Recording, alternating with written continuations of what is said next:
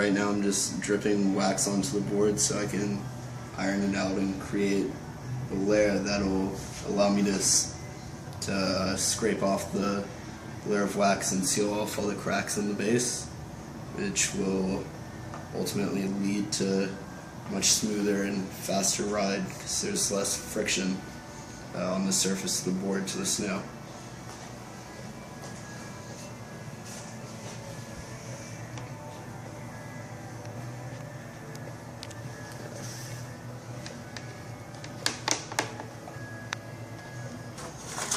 So right now I'm ironing out the wax so it creates a smooth layer over the base. As you can see right there, I don't really have enough, so I'm gonna add a little bit more so it's even.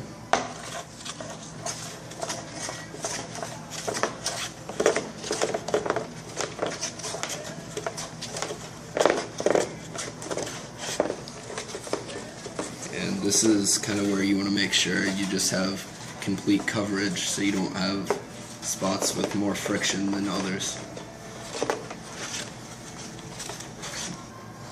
So right now I'm scraping off all the wax, which is where the speed is going to start forming, I guess, on the board.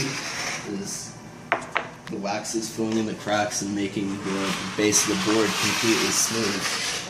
And the smoother the base, the better. Not many people realize this, but the speed in snow sports is generated from a thin layer of water under the board or skis where it's melted. So smoother base of the board, less friction, more speed.